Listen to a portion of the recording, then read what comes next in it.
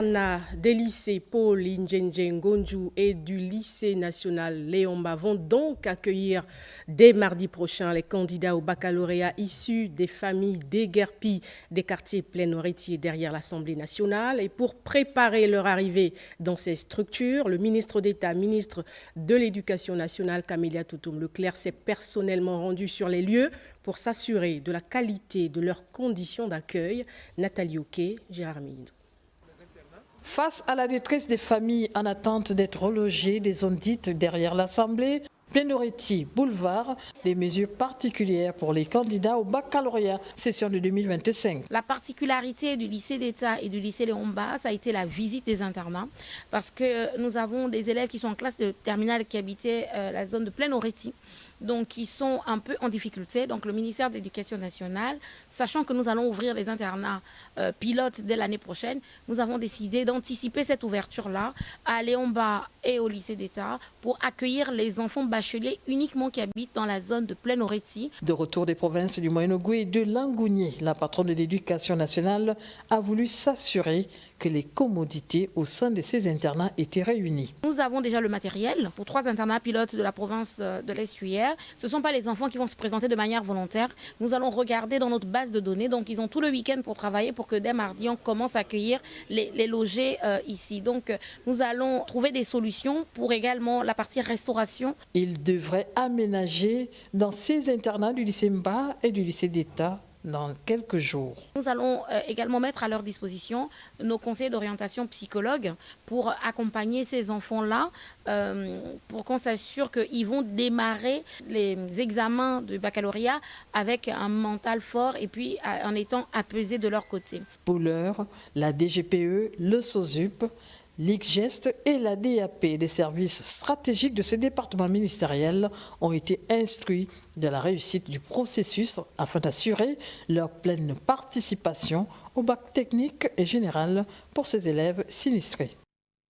En bref et en images, l'accès à l'eau, une priorité pour les autorités de la Ve République. C'est dans cette optique que le ministre de l'accès à l'eau et à l'énergie, Philippe Tonongoy, a visité plusieurs chantiers d'adduction en eau dans le Grand Libreville, ainsi que certains ménages impactés par les 10 projets. Objectif affiché, s'imprégner de l'évolution des 10 chantiers qui permettront d'améliorer la vie des Gabonais. Écoutez à cet effet Philippe Tonongoy sur cette question.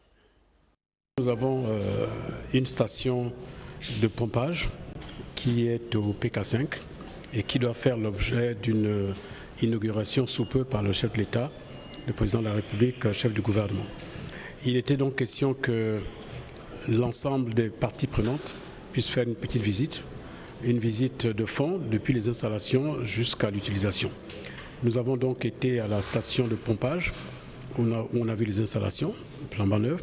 Nous sommes allés à la bâche qui reçoit cette eau avec près de 10 millions de mètres cubes qui sont stockés. Et puis nous avons commencé à regarder certains quartiers qui sont impactés par la desserte gravitationnelle de l'eau. Tous les quartiers ne sont pas encore alimentés pour des raisons de relief, pour des raisons également d'hydrologie. Mais il était important de venir voir comment est-ce que le projet et les essais surtout évoluent. Donner du sang, donner de l'espoir, ensemble sauvons des vies. C'est le thème de la journée mondiale du donneur de sang qui sera célébrée demain 14 juin. Le ministre de la Santé, professeur Adrien Mogougou, a délivré un message de circonstance dont nous vous proposons un extrait. Écoutez. La communauté internationale célèbre ce 14 juin 2025 la journée mondiale du donneur de sang. Instaurée en 2024 par l'Organisation mondiale de la santé pour honorer, remercier et encourager ces hommes, femmes et jeunes qui, dans un élan de solidarité, donnent volontairement et gratuitement leur sang pour sauver des vies. Le thème de cette année: donner du sang, donner de l'espoir. Ensemble, sauvons des vies. Nous invite à réduire le nombre de personnes privées de ce geste vital. Tout le monde, ou presque, peut aider à sauver des vies. soit en devenant un donneur régulier, soit en apportant une aide bénévole les jours de collecte de sang. Comme l'affirme l'Organisation mondiale de la santé, la sécurité transfusionnelle est un besoin fondamental dans les systèmes de santé de tous les pays. Intéressons-nous à présent à cette séance de travail au ministère de l'Intérieur, de la Sécurité et de la Décentralisation. Hermani Mongo a dirigé le tour de table sur la question de l'identification des taxis d'Ovendo avec le délégué spécial en charge de cette commune, général de division Arnaud Sandré Nombo, qui était accompagné du partenaire de l'institution municipale à travers le développement d'un système de sécurité qui inclut un QR code et un dispositif rétro-réfléchissant estampillé sur les portières des véhicules. Le point avec Pélagie Mouimba.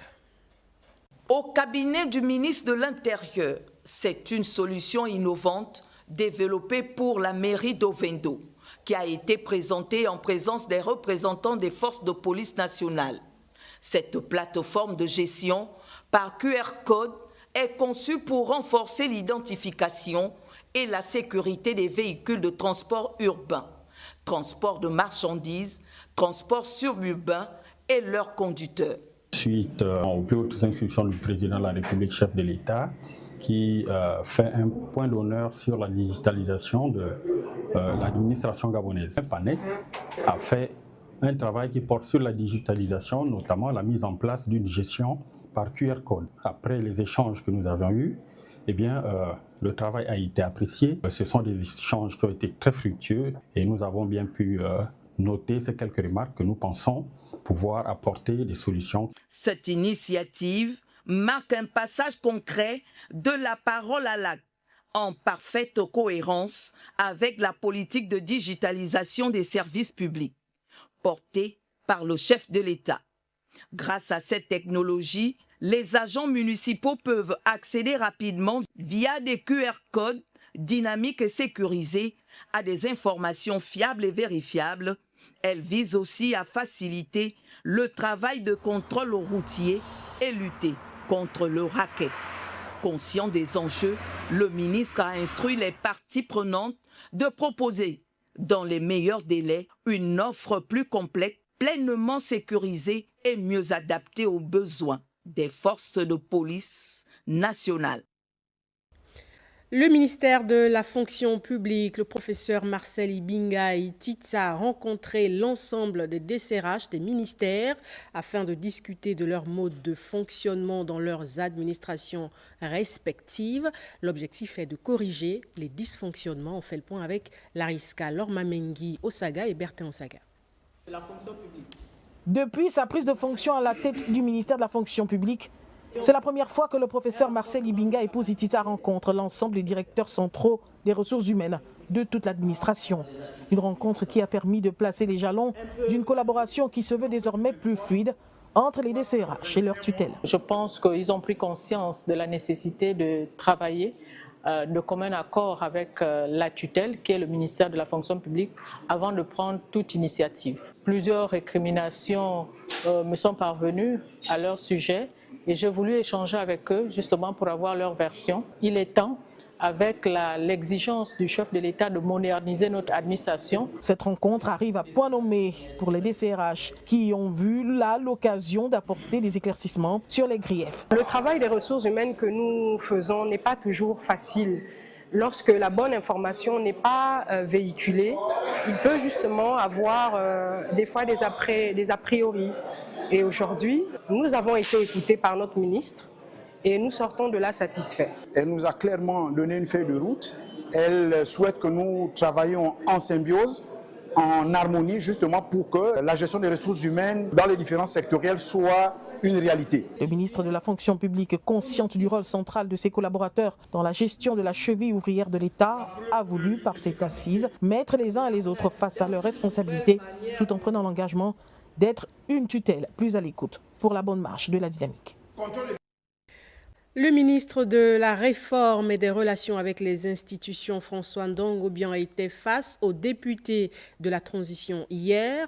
Le membre du gouvernement est allé soumettre à l'approbation de la représentation nationale le projet de loi relatif aux partis politiques en République gabonaise. On fait le point avec Jean-Rodrigue Bingundu et Tim Boulengi.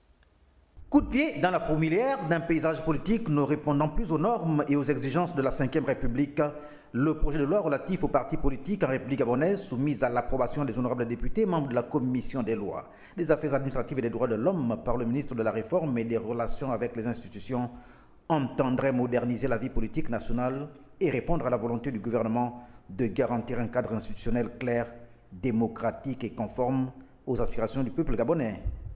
Conformément à l'article 6 de la Constitution, ce projet de loi vise notamment à déterminer les principes fondamentaux encadrant la formation, l'organisation, le fonctionnement, le financement, ainsi que la représentation des partis politiques sur l'ensemble du territoire national. Composé de 14 chapitres et 74 articles, ce texte viserait à corriger les insuffisances de celui actuellement en vigueur datant de 2012 en posant un cadre juridique structuré fondé entre autres sur des principes de démocratie pluraliste et participative, la transparence et la bonne gouvernance dans la gestion des partis. Parmi les innovations majeures introduites par cette loi, l'on peut citer la reconnaissance de la personnalité juridique des partis à travers un processus de déclaration plus rigoureux, assorti de délais précis et de publications officielles, l'encadrement des unions, fusions et scissions des partis politiques avec des obligations de transparence et de formalisation, l'institution d'un contrôle strict des financements publics et privés, avec des obligations comptables et de reddition de comptes auprès de la Cour des comptes, la possibilité pour l'État de suspendre temporairement un parti en cas de manquement grave à ses obligations statutaires ou de troubles à l'ordre public, tout en garantissant les voies de recours juridictionnels. La perte automatique du statut juridique pour tout parti politique ne participant pas à 2 élections successives de même nature, garantissant ainsi que seules les formations réellement actives soient reconnues. Certaines dispositions de ce texte restent cependant une pilule difficile à avaler pour les honorables députés. Une commission ad hoc a été mise en place, séance tenante, pour son examen au fond. Et c'est dans une ambiance empreinte de franchise et d'espoir que les membres du collectif des fédérations sportives, toutes disciplines confondues, ont échangé avec le ministre des Sports, Armand Longo, un dialogue direct autour de l'organisation du sport au Gabon. Les détails avec Léa Virginie Atsam et Gérard Magnagna. Cette rencontre, jugée nécessaire et urgente par les acteurs du monde sportif, visait à faire un état des lieux sans complaisance, dans un contexte marqué par de nombreuses difficultés qui freinent le développement harmonieux des disciplines sportives à travers le pays. Le constat est malheureusement amer. Aujourd'hui, sur le plan national, il n'y a plus d'activité. Les ligues qui ont pour mission justement de pouvoir redonner les lettres de noblesse dans leur province n'ont pas de moyens pour pouvoir atteindre certains objectifs. Raison pour laquelle nous avons insisté sur le dossier des financements des fédérations et associations sportives pour relancer le sport d'abord sur le plan national et sur le plan international ensuite. Nous avons également évoqué le problème d'infrastructures. Vous savez, les infrastructures, c'est le cadre idéal où les athlètes peuvent se mouvoir, s'exprimer. Face à ces doléances, le membre du gouvernement s'est voulu rassurant. Beaucoup de choses ont été mises sur la table, disons les différents problèmes rencontrés par les fédérations. Et comme ce sont nos partenaires, nous allons travailler ensemble pour voir comment faire pour trouver des solutions à ces différents problèmes. Le président de la République, dans sa feuille de route, parle de rayonnement sportif. Donc nous allons mettre tout en œuvre pour pouvoir faire ressortir ces rayonnements sportifs. Cette rencontre témoigne d'une volonté partagée de faire du sport un véritable levier de développement, à condition que les engagements pris soient suivis d'effets concrets dans les semaines et mois à venir. Et puis le ministère du Tourisme durable et de l'Artisanat, avec l'ensemble des entités sous tutelle, annonce la tenue prochaine de la 2e édition de la caravane touristique du Gabon. Pascal Ogo et Siphon et ses équipes ont présenté les différentes offres et les futurs parcours. Ahmad Beni Evaka et Yannick Menga. Avant l'ouverture de cette conférence de presse annonçant les couleurs de la deuxième édition de la caravane touristique du Gabon, le ministre du Tourisme durable et l'ensemble de ses collaborateurs accompagnés de la presse ont inauguré l'un des véhicules Safari 4x4 dédiés pour cette caravane. Véhicule tout-terrain de 30 places offert par le président de la République qui tient d'ailleurs à cœur cette initiative nationale. Cette mise à disposition symbolise l'engagement du président à accompagner le développement touristique dans notre pays. C'est un élément important qui va mettre dans l'organisation de la caravane touristique de cette année et même dans les produits touristiques qui vont arriver, dans la mesure où les populations gabonaises n'auront plus d'excuses. Le ministère n'aura plus d'excuses, les opérateurs économiques n'auront plus d'excuses à proposer des destinations à accès difficile. Il s'agit d'un tout-terrain, donc on peut aller partout avec dans notre pays. Et je félicite le président de la République parce qu'il est le premier à comprendre les difficultés de notre secteur. Le président a mis en place 5 bus safari pour la caravane touristique. Ça prouve à quel point la première édition est bien passée, que le projet il a pris de l'ampleur et nous on ne veut qu'inviter les Gabonais à visiter leur pays.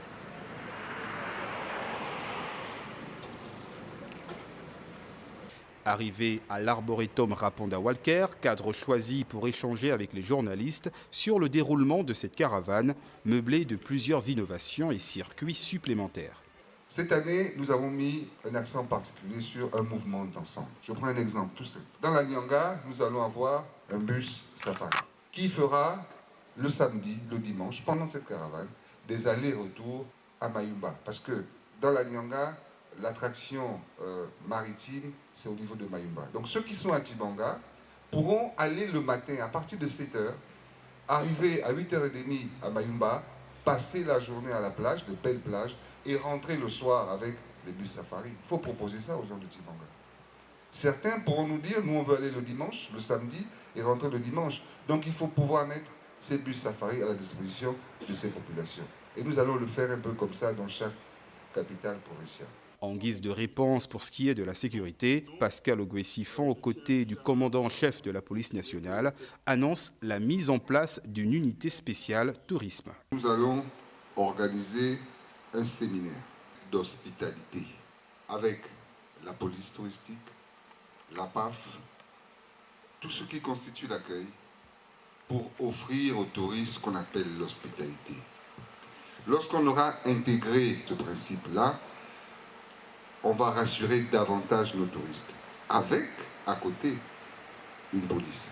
Du 15 juillet au 15 septembre, les amoureux de la nature et des cultures se régaleront une fois de plus dans un esprit de convivialité, en quête de découvertes et de sensations fortes. Faire du Gabon une destination phare touristique au niveau de la sous-région, tel est le leitmotiv des plus hautes autorités du pays, notamment le chef de l'État Brice Clotaire Oligui Nguema.